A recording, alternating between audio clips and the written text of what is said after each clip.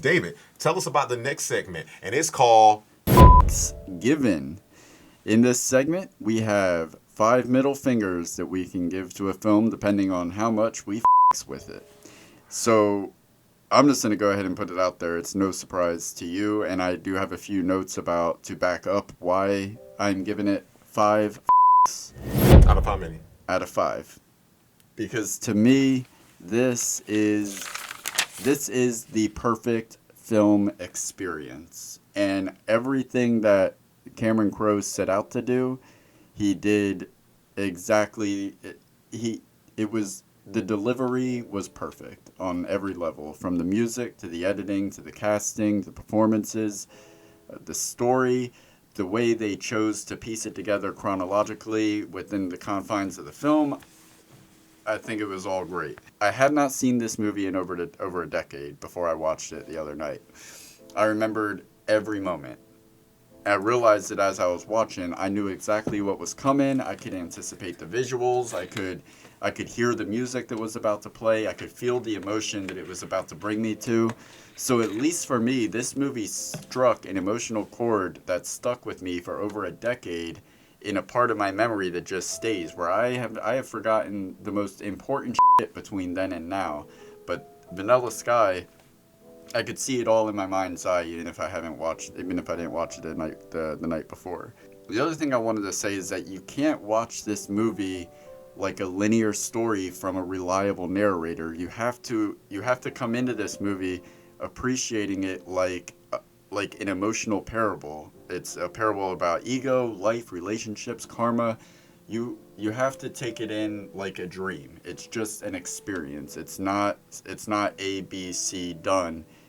It's just what emotions am I getting from this? What messages can I pull from this? And those are the things to appreciate it for. And then it's just a bonus that it is backed by an amazing soundtrack. Not only is it a fantastic collection of songs, but all the songs Cameron Crowe used strategically to have meaning in their timing and placement in the movie.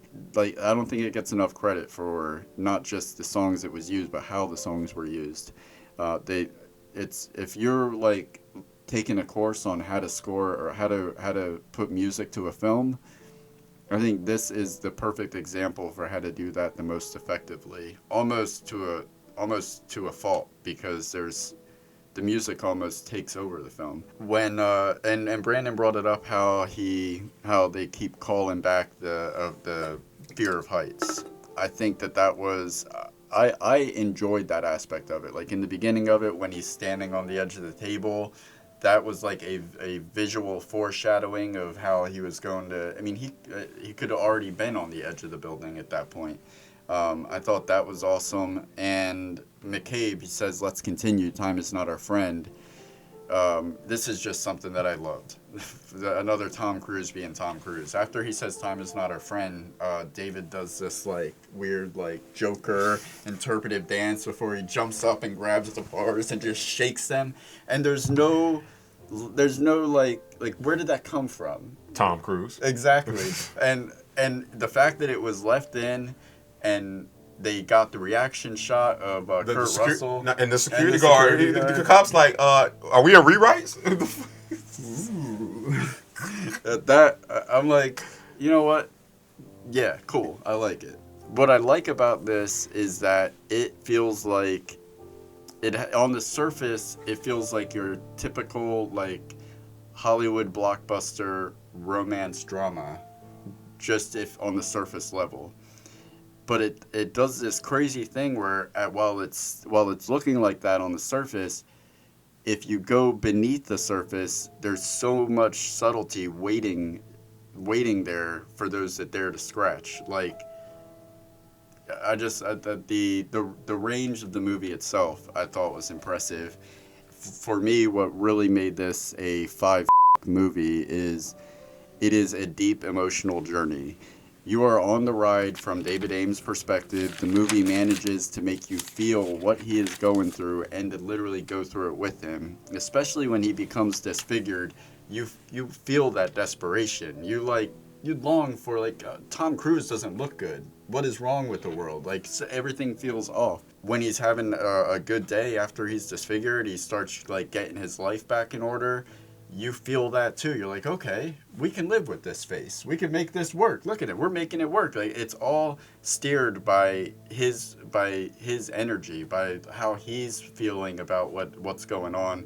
We're on that ride up and down with him, and it makes total sense when at the end tech support explains that this is all in his head, and we are the panel of observers that are just monitoring this. So I just it's an amazing movie. Okay. I'll start with Tom Cruise. I just had with me. Listen, we have to get at least 5 more subscribers on our show by doing that, because that's when he went on Oprah and she says the line, "The boy is gone. The boy is gone." I mean, he did some Mission Impossible Jabberwocky jump up from his seat to stuff. I want to go ahead and full transparency. We don't discuss films before the show. We just decide which film we're going to do, and then we go right into it. And I want to be completely transparent. The first time I saw this film was probably in 2003 or 4. At the time, I am nothing but an actor at the time, and I am all about my favorite form of acting, which is method acting. So to me, I wanted to broaden my horizon, my range, because I just didn't want to be known as a black actor. I didn't want to be known as a hood actor or funny actor. I just wanted to be known as an artist and to be known as a great actor, regardless of my color. So I started venturing out to watch other films, like of people I knew. I didn't know how to watch other films first, so I started watching films that I was like, well, this is not an action movie. Why Tom Cruise be in it? Which led me down the rabbit hole, which I chose somebody very good, because that introduces so many things from Scientology to this, that, and the other. And if you notice throughout the film, one of the things that I noticed, they kept mentioning seeing you in another life, and they kept mentioning cats. And if you don't know, this is an Egyptian type of Egyptian folklore that they use cats when they mummify people. That's a passage into another life. So that's one of the other things I saw about the film that I really liked. But I'll say this, the first time I saw this film, Thanksgiving wasn't around, and neither was TTFT show, but I had gave this film negative 55,000 because of the fact that to me this was a show of a project. It was a waste of Tom Cruise's time. It was a waste of, I just thought Cameron Diaz was trying to venture out into something she had no idea what she was doing. I didn't know who Tilda Swinton was. I didn't know Johnny Galecki was in this. I didn't know My Name Was Earl was going to be invented. Like, I knew none of these things were happening. And so when this film made it into season 2, needs to say I was highly disappointed, not as a co-host, but I was disappointed as a fan of film, because I'm like, what person in their right mind would have this film? Like, this must be a joke. It's like the Russia election. This shit get hacked, but the truth was the truth. We monitor the results. And with that being said, I have a duty and I have a job to this show to always be 100% honest about what I feel, what I've seen, and what I've done. And I must be completely honest with you. It pains the out of me to say this, but if I went from negative 55,000 to, I give this film 3.5. This is actually a good film, and I don't know where the world is going. I'm not saying this for subscribers. I'm not saying this for satire. I'm not saying this for, he hasn't paid me to say this. I literally must be delirious in the world I live in now. I must be at life extension. But I can't contain the smile. Yeah, I bet. And I can't put one on my face. Gold, but you have to understand, there's a couple of ways that a film can affect you. I went back into this film and I promised him before I rewatched it, and said, listen, dude, as your friend, I'll go back and rewatch this, and I'm not going to have any negative and adaptations or anything. And I said, you know what, there's no way I could watch this film sober. And then, you know what I did? I actually went back and watched it sober. Oh, wow. Which is the second time. I've never seen this film under the influence. So, but I will say this. I had such low expectations of this film going back into it that I started watching it and I'm like, I see why I didn't like it the first time. I didn't like it the first time because I wasn't willing to accept, like you said, I wanted A, B, C, D. And that's truly what it was. I wanted A, B, C done. I didn't want you to make, I had yet to get into the likes of Shutter Island. Mm-hmm. I hadn't dove into the Tarantino films of everything doesn't happen in order, but you can still, like, I didn't know why I knew films weren't shot in order, but I wanted them to be shown in order. I wanted to be led. I want you to tell me. I wanted that true elevator pitch of, like you said, the scene you hated at the end. Mm-hmm. So With that being said, I will say this is not a great movie. It's not a great movie to me, but what it is that it gets a bad beat. It does get a bad rep, and I was a part of that bad rep for years, and I'm not going to be a part of it anymore. I'm not saying that it's going to be, if I was at an island, I'd take it with me. I'm not saying that, but what I am saying is this: that Cameron Diaz did such a good job, and then to go back and see that the people that they had in the film, from Tila Sweden, from Johnny Galecki, from Jason Lee, like you're seeing all these names, and I'm like, what the f-? They were all in this? That's really when I started paying attention. Like, there's no way all these people I follow and watch, from Dr. Strange to Roseanne to Big Bang Theory to My Name is Earl, there's no way these people all in this movie sucked. So I went back and I watched it again, and I gotta say, you know what? It didn't feel like 2 hours. I was waiting to figure out which part was I so pissed off about, and then it brought me back to the first time I watched it. The first time I watched this movie, I was so pissed off because I was waiting for that big payoff at the end. But had I noticed, the payoff is what you call a slow burn. Dopamine had been happening. I could see why that would be frustrating if you're going into it with those expectations. Like, all right. So my goal for watching this movie is, why is he in jail? Did he really do it? And then you come to find out, like, he didn't do anything. There is no jail. Go on, baby, with Ben Affleck. So you go into it with that, like, and again, like, you have to remember, I'm just an actor. I was not a writer at the time. I wasn't a director at the time. I wasn't an editor at the time. I wasn't doing any of those things. This is me and my what I would like to call my craft adolescence. I was only just an awesome actor. Out of the womb, I was that. But film is not just acting. Mm-hmm. And so this film, I think, teaches people to understand, once you're ready, not to say that, oh man, you just didn't understand it, you got to get deeper. No,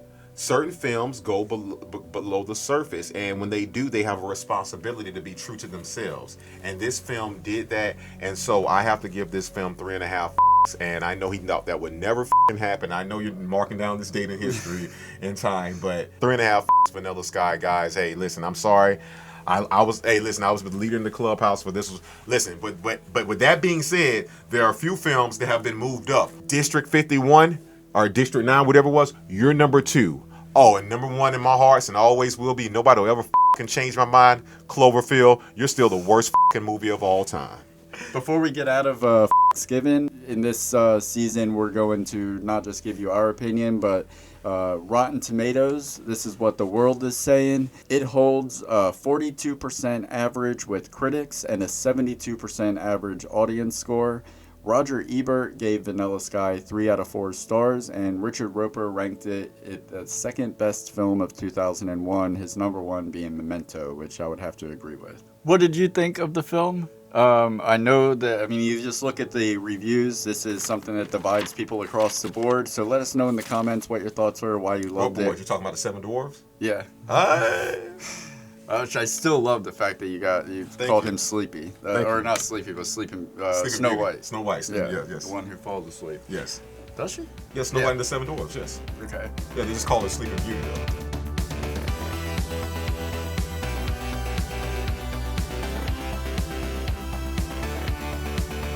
Why don't you subscribe? It'll last longer.